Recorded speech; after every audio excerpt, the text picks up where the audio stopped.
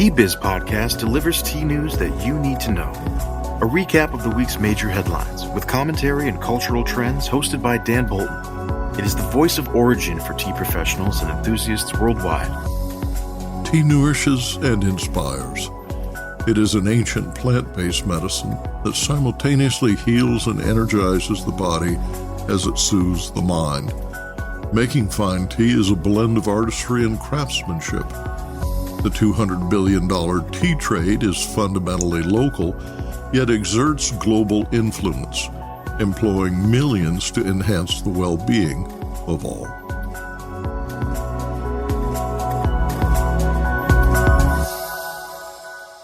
Hello, everyone. Here are this week's headlines. A year of fire and now ice. Tea in a Changing World is the theme of the 9th UC Davis Colloquium. And HUMM Kombucha is acquired by SYSTM Foods in San Francisco. Plus, the decade-old World Tea Academy is making a fresh start in the new year, unveiling a new website and a refreshed portfolio of online and on-demand classes at lower fees. The curriculum spans the interests of tea enthusiasts and offers 5 certifications for those employed in tea. Australian Tea Masters founder Sharyn Johnston designed the new curriculum and organized the website. She is with us today to talk about joining forces with Questex, owners of the World Tea brand. Quote, "This partnership marks a landmark moment for us, offering an extraordinary opportunity to showcase our deep commitment to tea education on a global stage," she said. More in a minute, but first, this important message. What makes a perfect cup of Ceylon tea? The perfect cup is from the tea businesses that ensure the protection of all the children living within their tea estates. We salute Kailani Valley, Talawakili, Bogawanthalawa, Harana, and Elliptia tea estates. Support Save the Children, Sri Lanka. China is testing the endurance of tea plants subject to months of summer highs that exceeded 40 degrees Celsius, followed by the country's longest cold wave in modern history. The cold wave began in early December and extended deep into the tea-growing regions in China's central provinces and even to the southernmost coastal regions. Shanghai endured its worst cold snap in 40 years as temperatures fell to -6, remaining below zero for 5 straight days. A grower shared photos of frozen tea gardens at 1,200 meters above sea level near Dunyan City in Jiangsu province. The Dunyan tea gardens produce Dunyan Maojian, a green tea. The growers said that the bushes were unharmed and that once the frozen season ends, there will be fewer insects. Quote, "So this year we won't need to use chemical products to get rid of insects," end quote. China's National Meteorological Center forecasts far-reaching impacts due to prolonged cold, with temperatures falling as much as 16 degrees to -5 degrees Celsius. Globally, 2023 was the warmest calendar year ever, according to records dating to 1850. Earth shattered averages for daily, monthly, and seasonal periods. Temperatures were 1.48 degrees centigrade higher than the long-term average air temperatures before humans began burning fossil fuel. New daily global temperature records were recorded on more than 200 days in 2023, a streak that included 116 daily records between August 15th and December 8th. Andrew Dressler, a professor of atmospheric science at Texas A&M University, told BBC, quote, "What struck me was not just that 2023 was record-breaking, but the amount by which it broke previous records. The margin of these records is, quote, really astonishing," said Dressler. Tea plants are hardy and low temperatures can benefit growth and reproduction, but extremely low temperatures and frost in early and late spring depress yield, reduce quality, and can cause permanent damage. Covered by snow, tea plants can withstand temperatures of negative 15 degrees centigrade, about 5 degrees Fahrenheit. Tea plants unprotected by snow cannot survive long at temperatures from -5 to -10 degrees Celsius. What is the forecast for 2024? According to the British Meteorological Service, in 2024, the global average temperature could temporarily cross the 1.5 degrees centigrade threshold. Average global temperatures this year are forecast to be between 1.34 degrees Celsius and 1.58 degrees Celsius above the pre-industrial period that began in 1850. The Global Tea Institute for the Study of Tea Culture and Science is hosting its 9th annual colloquium on January 25th at the University of California, Davis Conference Center. The theme of this year's day-long event is Tea in a Changing World. The event is open to the public at no charge. There are 4 scheduled talks, industry panel discussions, and exhibits. GTI founder and Professor Catherine Burnett writes that in a world that is constantly shifting around us, the colloquium enables attendees to consider the diverse ways this is happening to tea in society and culture, science, and health, as well as from the perspective of the tea industry.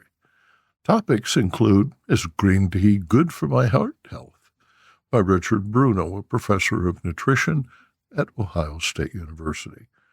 Tea geneticist and breeding expert Charlotte Richard Muki will discuss growing tea in the changing climate of Kenya. Yampon is a caffeinated North American plant used in medicines and ceremonies since ancient times. Lou Thoman, founder of the Yampon Wellness Group, will discuss unearthing the forgotten North American stimulant, Ilex vomitoria. Taiwan's contemporary public tea gatherings mark a new phase of the development of tea culture as it transforms the once daily tea-sharing ritual into a new form of cultural performance. Xuan De Yu, a research fellow at the Institute of Ethnology in Taiwan, will discuss Sensescape, the cultural world of sensory experiences and its significance. Visit globaltea.ucdavis.edu to register. Oregon-based HUMM Kombucha has been acquired by System Foods, a functional beverage brand platform that includes Chameleon organic cold brew coffee and Rebel protein drinks. HUMM was first brewed in the kitchen of founders Jamie Dennick and Michelle Mitchell. The fast-growing brand launched in 2009 as a low or no-sugar wellness drink. Dennick stepped aside as CEO in 2021. Annual revenue is estimated at $27.8 million in 2021. The sale price was not disclosed. The system specializes in ready-to-drink cold chain brands and is backed by Ground Force Capital, an investment management firm that has acquired several brands later sold to beverage giants, including Coca-Cola and PepsiCo. HUMM developed a proprietary fermentation process resulting in a raw, vegan, keto-friendly, gluten-free product manufactured at an expensive brewing and bottling facility and distributed to U.S., Guam, and Swedish retailers. Kombucha offers many health benefits of green tea and probiotics that aid gut health. Antti Fathaholi, CEO of System Foods, said, quote, HUMM provides System Foods with a unique capability and adds another incredible brand to our portfolio, end quote. Future Market Insights estimates the global kombucha market to be $3.5 billion in 2023, growing to $17 billion by 2033. The U.S. and Europe are the leading markets, with Asia-Pacific experiencing fast growth. Next, Arvinda Anantharaman in Bengaluru reports this week's India Tea News.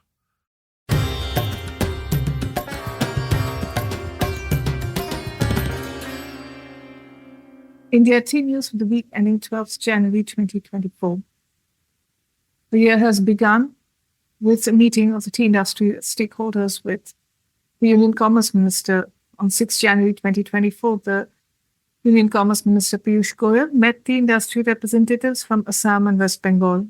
The industry has sought support from the government to tide over the crisis, including financial support, particularly as wages to be paid during the winter months when the tea gardens don't produce any tea in the north. They've also sought for subsidy for orthodox tea production and greater testing of imported teas for food safety. The group has asked for trade delegations to be sent to Iran and other countries to retain old markets and also gain a foothold in potential ones. And key to the conversation was the need to resuscitate Darjeeling, which has seen low production, low prices, and an increasing number of gardens being sold due to this financial inviability.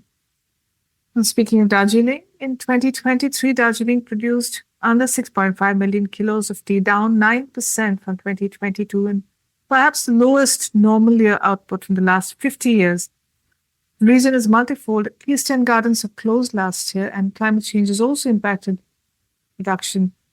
But despite low volumes, prices have not gone up. The average prices at auctions last year were 315 rupees a kilo. And while this is not representative of true prices, as only about 1.5 million kilos of Darjeeling sold via auctions, it's still indicative of the crux of Darjeeling's problem. It looks to be seen how the rest of 2024 will pan out for the Indian tea industry. And now, a word from our sponsor. Hello, I'm Bogdan, a passionate tea drinker and the inventor of the ultimate tea machine, the Brew Maker 1. Preparation is key to making fine tea. Sequential steepings deliver the best taste possible and unlock the true value of whole leaf teas and botanicals. Brew automates that process without using any pots or capsules. This simple-to-operate, smartphone-controlled device stores steeping profiles to consistently make great tea at the push of a button. Brew also reduces time, waste, and energy. That's because I engineered the brew to remember control settings for temperature, brewing time, and quantity. Using my patented process lets you stack steep simply and conveniently. The decade-old World Tea Academy is making a fresh start in the new year, unveiling a new website and a refreshed portfolio of online and on-demand classes at lower fees. The curriculum spans the interests of tea enthusiasts and offers 5 certifications for those employed in tea. Australian Tea Masters founder Sharyn Johnston designed the new curriculum and organized the website. She is with us today to talk about joining forces with Westex, owners of the World Tea brand. Quote, "This partnership marks a landmark moment for us, offering an extraordinary opportunity to showcase our deep commitment to tea education on a global stage," she said.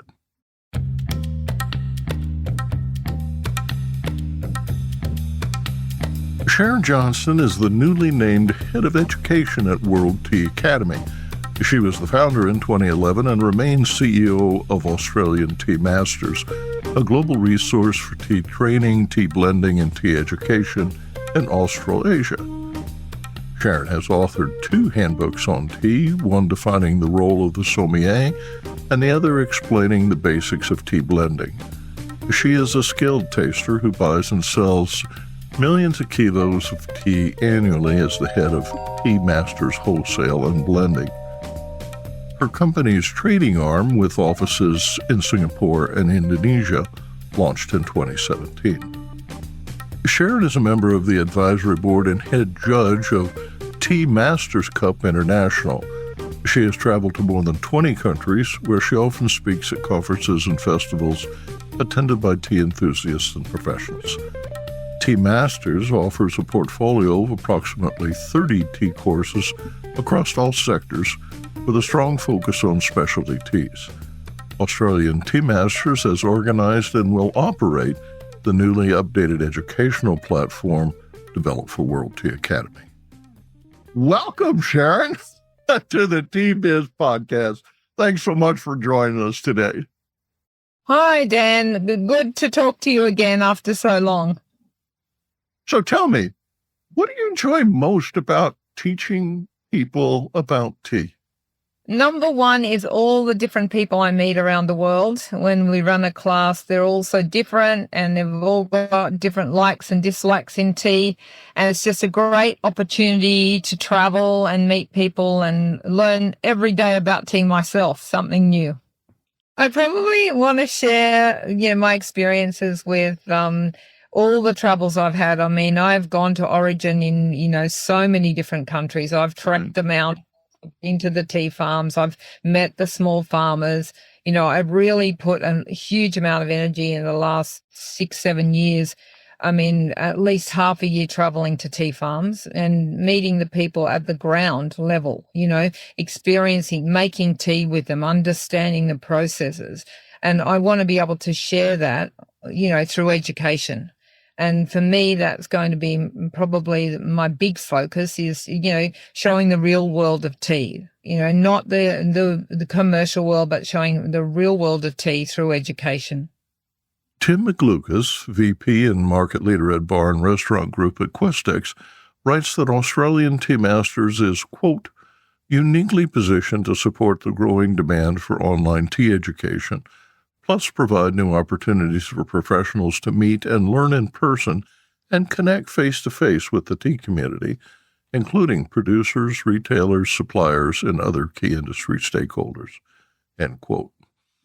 I hold World Tea in high regard, and as the first editor and publisher of World Tea News, I have followed their competitions and education programs since they were created.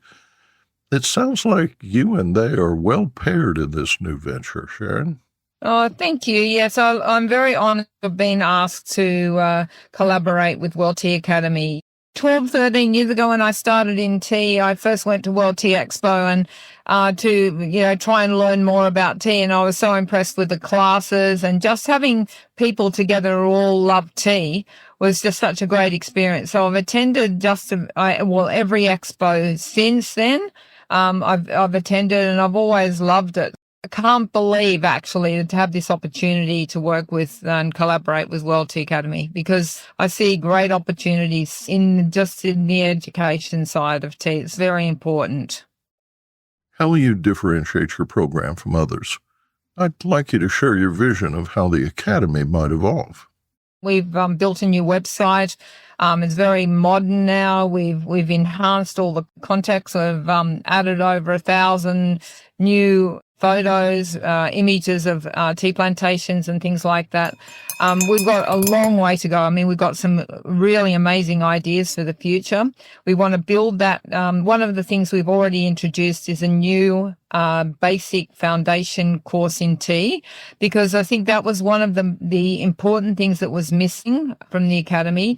And we actually developed the world's first Tea 101 course online about 9 years ago, before it was sort of, the thing to do. And we just had so many positive comments over the years from that particular course. The foundation course is only $85.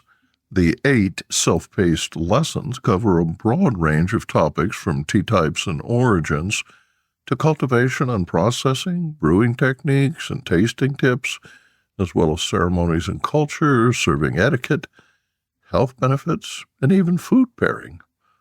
Why is tea education needed more now, and how do you differentiate your program from others? If you look at the way the specialty coffee industry has gone from being, instant coffee to granulated freeze-dried coffee right through to now, baristas and the level there that when people walk into a cafe and want to know about the product. And we're still so far behind in tea. And that's why education is critical to the tea industry moving forward. You go into a cafe and the only thing pretty much you get offered is the English breakfast, Earl Grey, peppermint or chamomile. And we want to change that. We want World Tea Academy to be the best education platform in the world and to have a lot of exciting content. So we inspire the younger people. I think that's very much the key to moving forward. So that's one of the things we want to focus on is how we can make tea a bit more trendy as well. We've got some really good ideas, especially on the specialty side, that we'll be releasing in the next month or so. That's one of my key focus areas. Specialty tea retailers rely on well-trained staff. Kevin Gascon, a partner at Camellia Sinensis in Montreal, told me the amount of information most clients need is really quite small, but he said, quote, all this in-depth information helps to drive the company culture and inspire the staff to sell it. It keeps their geekiness and enthusiasm for the product alive. It also drives that percentage of the tea-drinking population that is really thirsty to know more and more because it's become an intellectual, learning, and collecting type of hobby, not just a gourmet hobby of consuming. The baristas are already there. And the thing is, if we can educate the baristas, they are already, a lot of them, doing pour-overs, they're using AeroPress, they're using all the modern tools for serving the coffee. And we've been doing this now for, 4 or 5 years in Australian Tea Masters. We've been educating our students in using the alternative brew methods that they use for coffee in tea. So we don't need to go and get an extra person. And a lot of times the businesses can't afford it. We need to train the baristas that are there so it becomes easy to serve tea. And just a bit of knowledge, and this is where the foundation course is very important because the foundation course will give a barista some good basic knowledge in tea. And that's why we've chosen that to be one of our first products. So, yeah, I think the people are already there. They just need educating in tea. So I don't think we need to go and look for people. I think we need to utilize the people that are there. Who benefits from this training?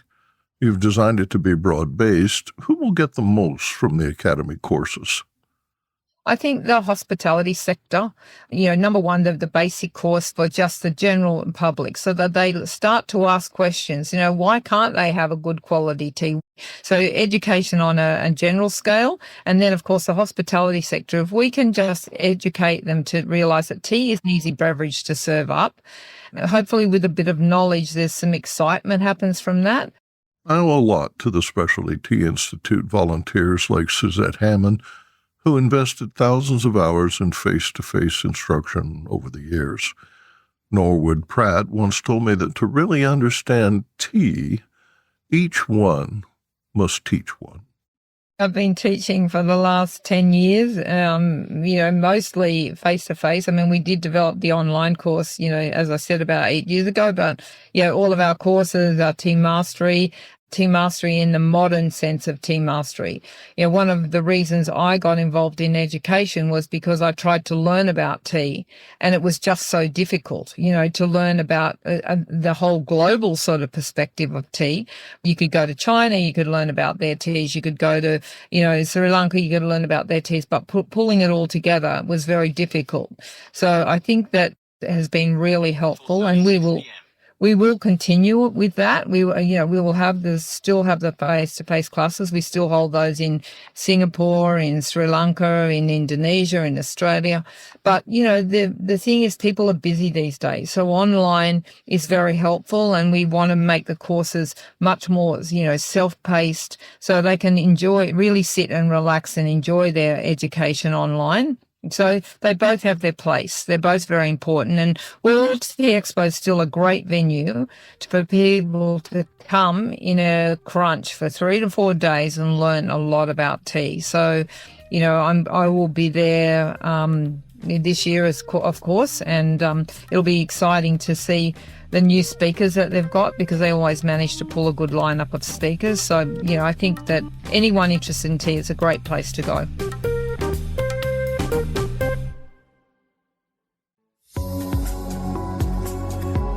Intrigued by what you heard in today's podcast? Would you like to learn more from our global network of Tea-Biz journalists and tea experts? Remember to visit the Tea-Biz website for more comprehensive coverage. That's www.t-biz.com.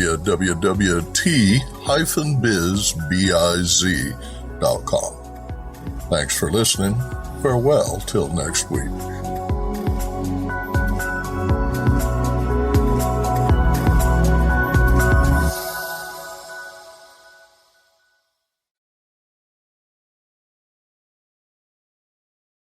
Produced by Audavita Studios. Connect your voice to the world.